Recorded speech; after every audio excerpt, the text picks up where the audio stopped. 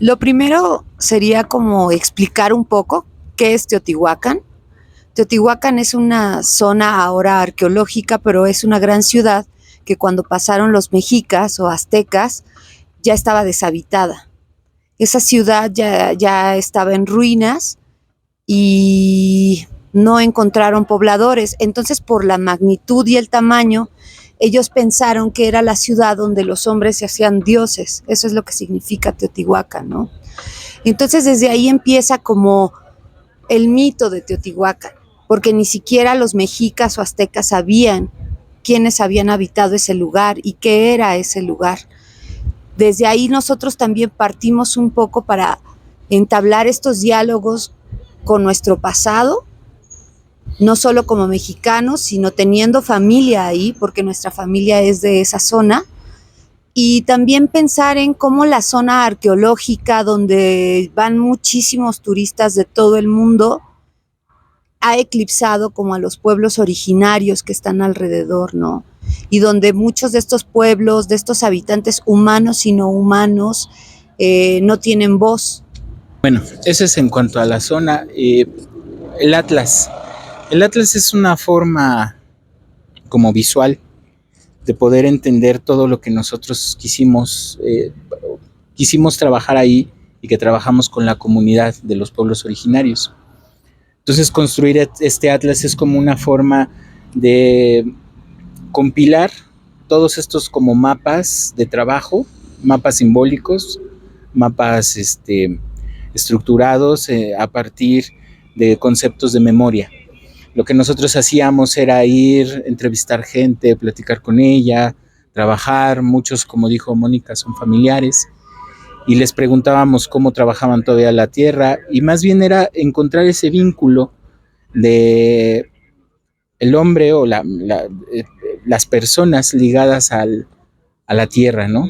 Que tiene que ver con estas mitologías de la creación del universo y de los hombres. Entonces, este atlas es una forma de enunciarlo sin necesidad de leerlo, sino de verlo, de hacer las conexiones. Nosotros generamos ahí unas conexiones, pero lo que buscamos en la persona que los ve, en el espectador, es que genere sus propias conexiones con las imágenes que nosotros recuperamos, con los objetos que recuperamos ahí, con los videos. Entonces se invita un poco a reflexionar sobre esta forma de vida que de alguna manera se está terminando y que tiene que ver con esta idea de la memoria. O sea, la memoria es una forma como de resistencia, pero una memoria, no una memoria institucional, una memoria de monumentos o una memoria, sino una memoria familiar, una memoria comunal, una memoria entre amigos. Esa es una forma de resistencia. Y, por ejemplo, pensar como lo dice Pablo, ¿no? En este atlas y en esas conexiones, en esos nodos, nos permite también como desde la imagen hacer esos diálogos con los animales, con los minerales, con las piedras, sin necesidad, justo como decía él, de que haya un texto.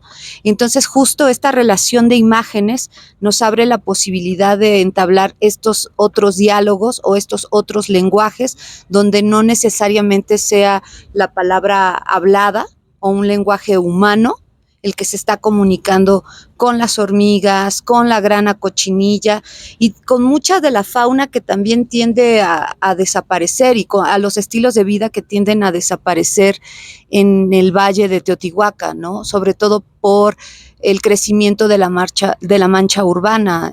Teotihuacán es una zona muy cercana a la Ciudad de México, muy cercana, o sea, cada vez está más cerca por la conexión en transporte, ha de estar como a una hora y media, entonces obviamente la mancha urbana va creciendo, las unidades habitacionales y es un estilo de vida todavía muy ligado a la tierra, rural. Muy rural, que está a punto de desaparecer desgraciadamente y es lo que hemos notado, ¿no? Bueno, como lo mencionaba anteriormente, creo que una de las cuestiones que tiene el capitalismo más voraz, el que destruye la naturaleza, el que destruye la sociedad, es un mecanismo de desmemorización. O sea, lo que busca el capitalismo para poder vender productos, para poder venderlos de manera masificada, porque vamos, no es estar en contra de la producción de cosas y de venderlas, sino es más bien este sentido como demasiado destructivo de transformación de la naturaleza por mecanismos industriales hacia productos de uso que luego se desechan y se convierten en basura. Entonces, generar una especie de memoria genera una resistencia y por supuesto que se vuelve político, en el sentido de que es una resistencia no directa en contra o de una corporación o en contra de un gobierno, sino es una resistencia directa a no perder las raíces. Esa resistencia de no perder las raíces nos da la posibilidad como de poder entablar un lenguaje o un diálogo con las especies, con la naturaleza que está alrededor y respetarla. Entonces, por ejemplo, aquí en la exposición nosotros cuando pensamos en esta idea de lenguajes otros o con otros, era imaginar un poco como cuando eres niño y juegas con animalitos, con piedras y construyes mundos en los cuales no existe realmente como un proceso de destrucción, sino hay un proceso como de conocer, de construir el mundo. Entonces, a partir de esas ligas entre tratar de generar un lenguaje con hormigas, con los animales, con las plantas, es un poco tratar de reconocerse en el otro, no en el otro persona solamente, sino en el otro ser vivo, en el otro ente, y respetar también su espacio y la forma en cómo está. Entonces, como decía Mónica, pues es algo que está tendiendo a desaparecer, que es inevitable que desaparezca, y es como un poco hacer antropología del presente. Desde el momento en el que se desplaza la voz hacia estos otros seres, hacia otros diálogos, desde una manera entre infantil, entre de sorpresa, de experimentación y de observación, mucho de observación. El proyecto tiene mucho de observar cómo se comunican los otros habitantes de Teotihuacán, que no son personas. Desde ese momento ya es un posicionamiento político muy claro, ¿no? Y es la memoria como resistencia y es también entendernos que como mexicanos, como latinoamericanos, venimos de culturas muy arraigadas a la tierra, donde la naturaleza tenía un lenguaje propio y los habitantes de estos espacios en siglos anteriores tenían una convivencia más amable también con la tierra, con la naturaleza. Y es algo que hemos ido perdiendo y tiene que ver justo con esa desmemoria y con esa compulsión de consumir, con esa angustia por querer pertenecer y querer ser y querer consumir y pensar que mientras más tienes y mientras más consumes de una manera desmedida, eres más, cuando que desde estos desplazamientos que hacemos nosotros y este reconocimiento y esta observación, que podría ser no hacer nada y estar 2 días viendo a las hormigas, 2 días viendo el pasar de las nubes, y tiene que ver mucho con ese tomarte el tiempo también de escuchar el lenguaje del viento, el lenguaje del agua, el lenguaje de las rocas, y desde ahí ya es una postura política pues muy clara en el sentido de que tenemos que detenernos a escuchar al otro. Como mencionábamos al principio, en este proyecto lo hacemos desde lo emotivo porque mi familia, mi mamá, tiene un recuerdo de ese espacio, de ese valle de Teotihuacán muy distinto al que ya me tocó a mí y al que ya le tocan a mis hijos, ¿no? O a mis hijas, porque ha ido cambiando el territorio. Y algo que sucedió y que fue como el detonante para que nosotros pudiéramos, que nos sacudió, fue que estaban dinamitando los cerros del valle para extraer toda la piedra y rellenar un nuevo aeropuerto que se estaba haciendo en el 2014-2015. el nuevo aeropuerto de la Ciudad de México. Entonces eso generó un ecocidio y una devastación en la zona.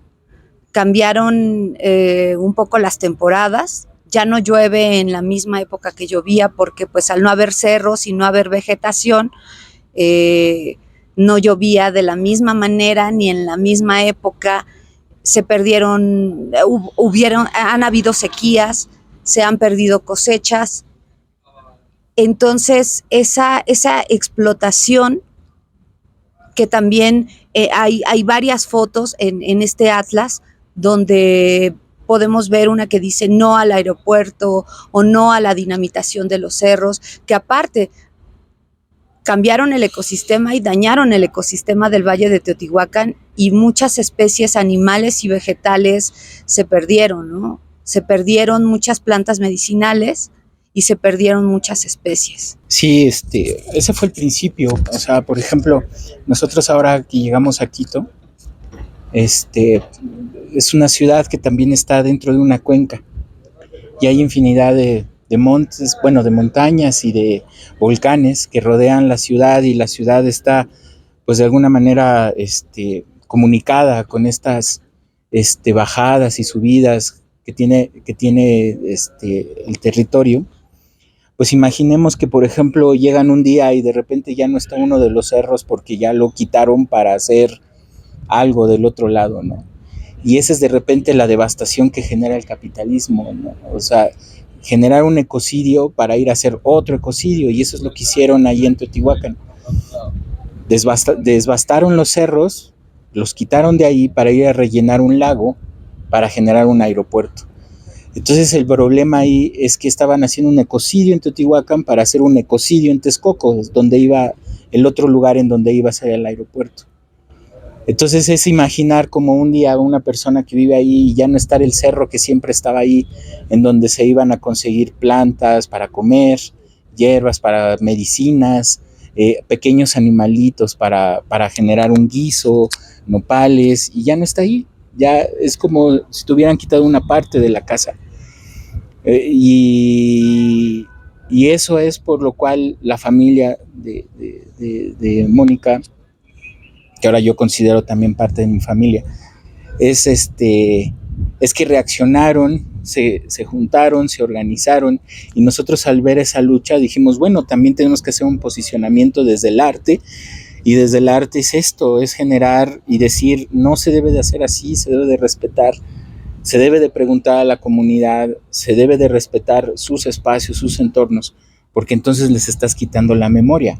Al momento de quitarle la memoria es eso, es ir a subir al cerro a conseguir una medicina porque a alguien le duele la panza o le duele la muela, y se hace un té. ¿Por qué? Porque muchas de las personas que viven ahí no tienen acceso tampoco a servicios de salud, que todos los tenemos de repente cuando vivimos en la ciudad, y eso no significa que se tengan que llevar servicios de salud, sino lo que se significa es dejar que la memoria también funcione, porque es una parte de la curación, no solamente la medicina alopática, sino la medicina que tiene esa memoria sobre la tierra, es lo que le da como esa importancia y esa fijación hacia donde vives, y que entonces se convierta en un proceso político.